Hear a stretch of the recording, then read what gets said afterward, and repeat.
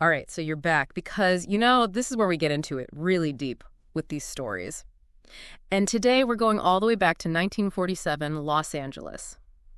A story, a case, a mystery that has captivated people for what, close to a century now. Coming up on it, yeah. The Black Dahlia. Brutal, unsolved. And every time you think you've got a handle on it, something else pops up. Right. It just pulls you back in.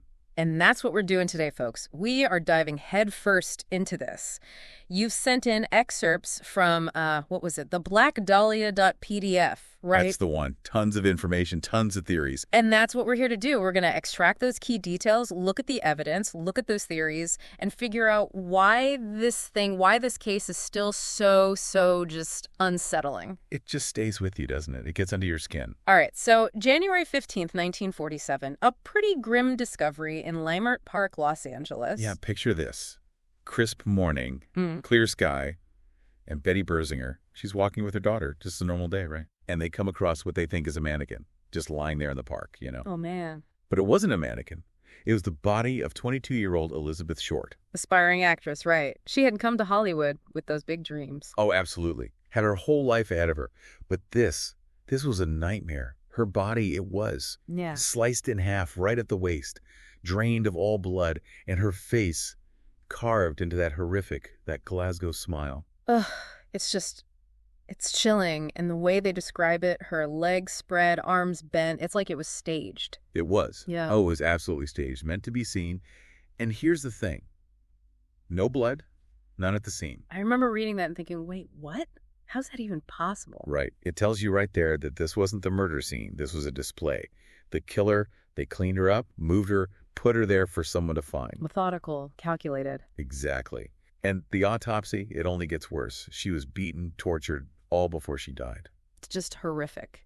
But no fingerprints, no witnesses, just a heel print, some tire tracks. It's almost like the killer vanished into thin air. And then, of course, you have the media jumping on this.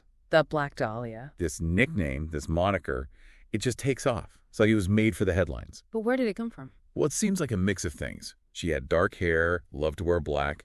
Plus, there was this movie around the same time, The Blue Dahlia. Ah, I see. So yeah, this name, it just sticks. And it turns this tragedy, this brutality into something almost glamorous in a twisted way. And all of a sudden you have this frenzy. Los Angeles is in a panic. Everyone wants answers. Absolutely. You have this young woman, full of life, dreams of Hollywood, and it ends like this. Brutally murdered, mutilated. The public needs someone to blame, someone to catch.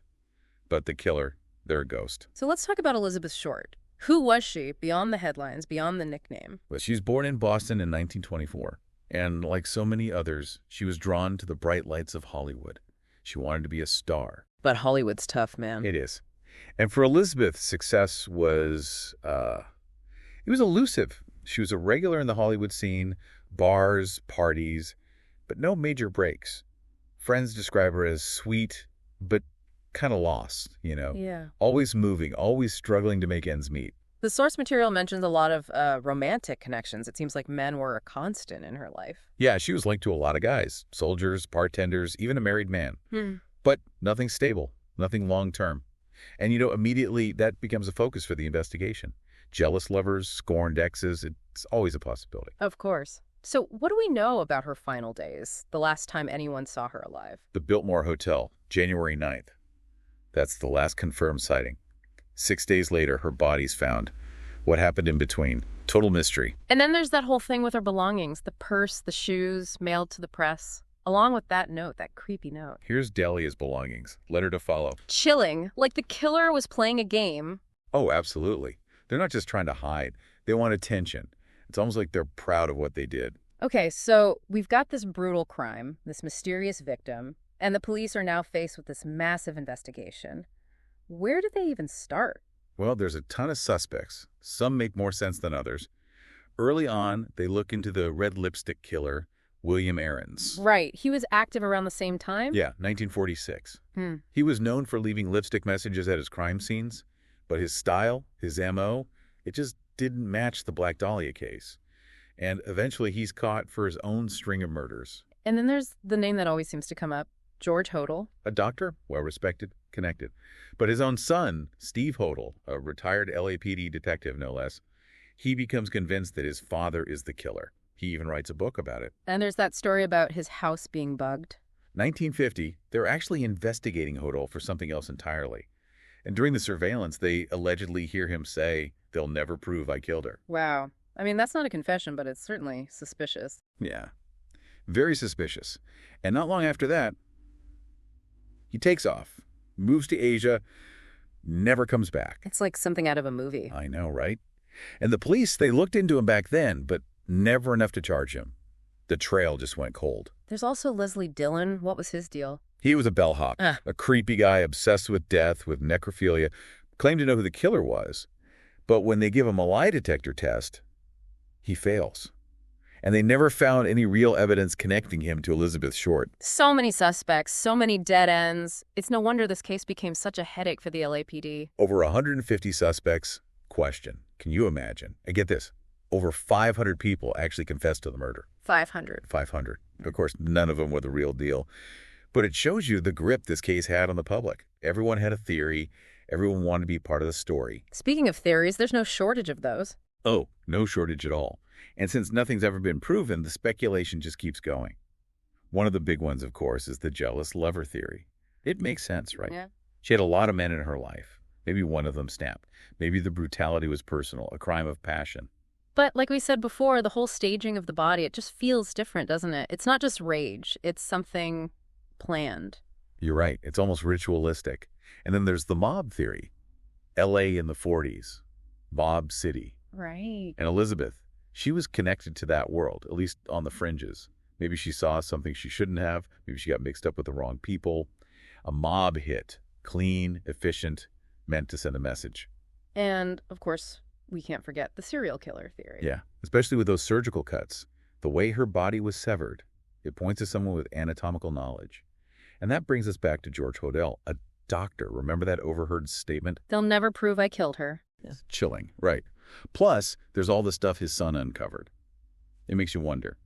And then there are the whispers about occult involvement, the posing of the body, the symbolism.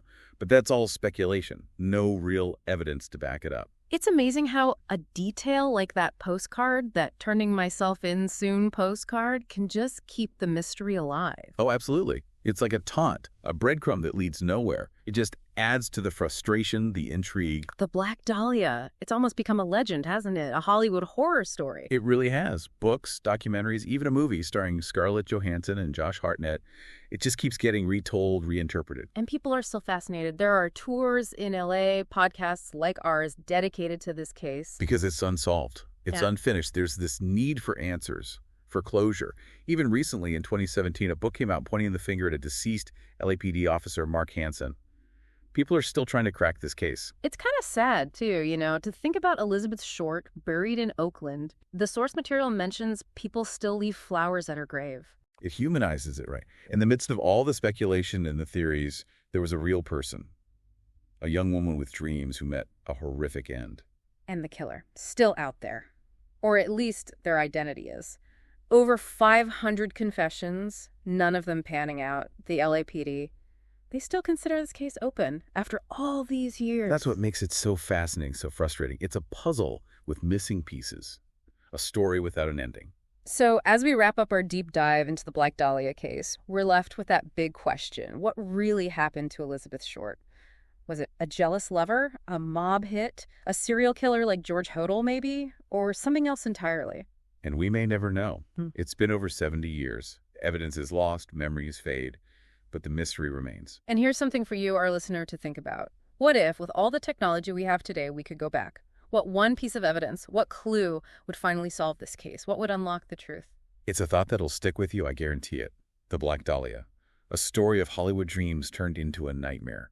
A mystery that continues to haunt us. And that, my friends, is the enduring power of an unsolved case.